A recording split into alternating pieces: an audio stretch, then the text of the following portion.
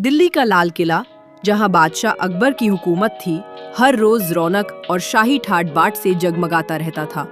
लेकिन पिछले कुछ हफ्तों से महल में एक अजीब खामोशी उतर आई थी, खासकर महल के पश्चिमी हिस्से में, जिसे अब बहुत कम लोग ही पास जाते थे।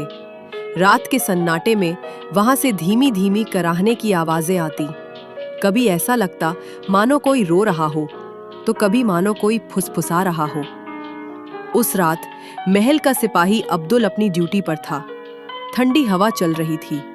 चांद की फीकी रोशनी महल की दीवारों पर पड़ रही थी। अचानक उसने देखा, दूर गलियारे में एक औरत का साया। उसके हाथ में एक पुराना पीतल का दीपक था, जिसमें टिमटिमाती लौ थी। उसका चेहरा धुंध में छिपा था, लेकिन उसकी चाल धीमी और भारी लग रही थी। अब्दुल का दिल तेजी से धड़कने लगा। उसने आवाज लगाई, कौन है वहां? साया ठहर गया, फिर धीरे धीरे मुड़ा। बस एक पल के लिए अब्दुल ने देखा, वो चेहरा पीला और निर्जीव था, आंखें खाली और गहरी। अगले ही क्षण दीपक की लौ बुझ गई और साया गायब हो गया। कांपते हुए अब्दुल सीधा बादशाह अकबर के पास पहुंचा। अब्दुल हांफते हुए बोला, जहांपनाह, पश्चिमी महल में मैंने एक औरत का साया देखा। उसके हाथ में दीपक था और उसके होंठ कुछ बुदबुदा रहे थे। अकबर ने ध्यान से उसकी बात सुनी। वो जानते थे कि महल में अंधविश्वास और अफवाहें जल्दी फैलती हैं, लेकिन ये मामला मामूली नहीं लग रहा था। अकबर बोले, बीरबल को बुलाया जाए। सुबह होते ही बीरबल दरबार में हाजिर हुए। अकबर ने उन्हें पूरी बात बताई और सिपाही अब्दुल से सीधे सवाल करने का आदेश दिया। बीरबल ने बिना समय गवाए महल के पश्चिमी हिस्से का मुआयना करने का फैसला किया। जगह सच में भयावह थी। पुरानी दीवारें, टूटे झरोखे, हवा में नमी और सीलन की गंध। धूल से ढकी फर्श पर जगह जगह जाले थे। लेकिन बीरबल की नजर एक अजीब चीज पर गई। एक कोने में धूल उतनी मोटी नहीं थी जितनी बाकी जगह थी, जैसे वहां हाल ही में कोई आया हो। पास जाकर उन्होंने देखा कि पत्थर के फर्श में हल्का सा उभरा हुआ निशान था, जैसे कोई गुप्त दरवाजा हो। बीरबल धीरे से बोले, जहांपनाह, यहाँ केवल डराने का खेल नहीं, कुछ छिपाया गया है। महल की बुजुर्ग दाई फातिमा बी को बुलाया गया। उनकी आंखों में उम्र का अनुभव था और चेहरे पर बीते समय की कहानियां छुपी थीं। फातिमा बी ने कहा, सालों पहले यहाँ एक महारानी थी, शशिकला।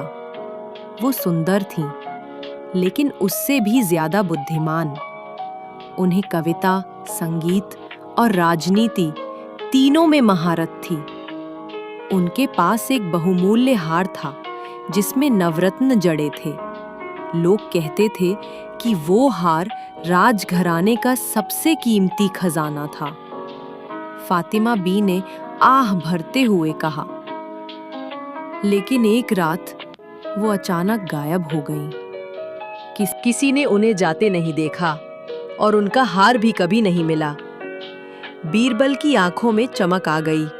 बीरबल ने कहा, क्या उस रात कुछ अजीब हुआ था? फातिमा बी ने कहा, हाँ, सुना था कि पश्चिमी महल से एक तेज चीख सुनाई दी थी। उसके बाद बस सन्नाटा। बीरबल ने फैसला किया कि वह खुद इस रहस्य का सामना करेंगे। उस रात, आधी रात के समय, वह महल के पश्चिमी हिस्से में अकेले खड़े थे। चारों तरफ गहरी खामोशी थी। बस कभी कभी हवा का झोंका दीवारों की दरारों से सीटी बजाता हुआ निकलता। अचानक हल्की घंटियों की आवाज सुनाई दी। धुंध में लिपटा एक साया उनके सामने उभरा।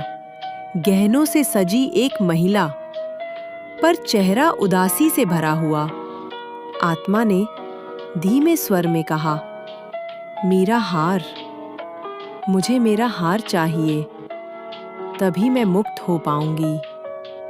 बीरबल ने गौर किया कि वह साया पश्चिमी दीवार के पास रुकता है, मानो उसे वहां कुछ खींच रहा हो।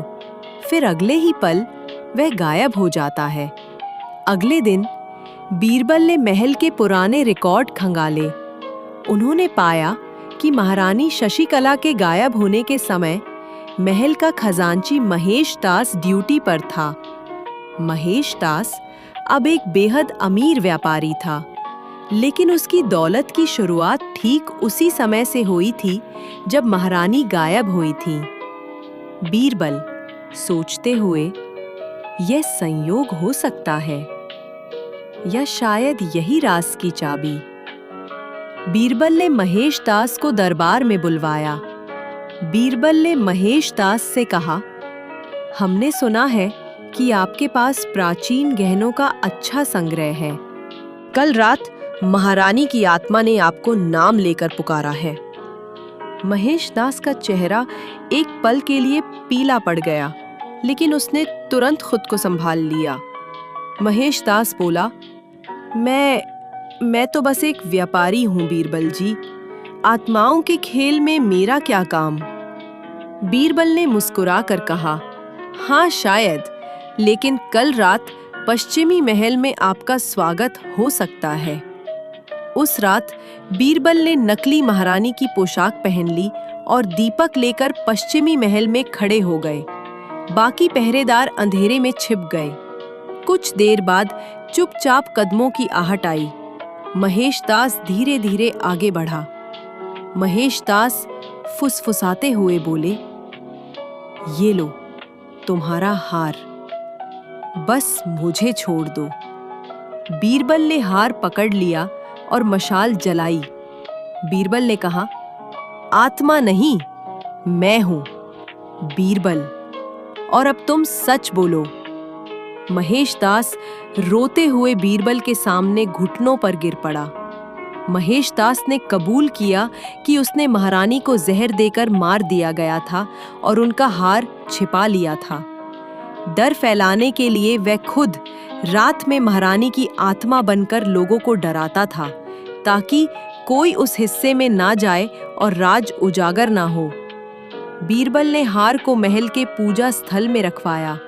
उसी रात साया फिर आया, लेकिन इस बार उसके चेहरे पर शांति थी। आत्मा ने कहा, धन्यवाद बीरबल, अब मैं मुक्त हूं। और वह धुंध में विलीन हो गई। अकबर ने बीरबल की बुद्धिमानी की सराहना की और महेश दास को कठोर सजा दी। महल का पश्चिमी हिस्सा फिर से खुल गया और महारानी शशिकला की कहानी अब सिर्फ एक दास्तान बनकर रह गई। Do like, share and subscribe.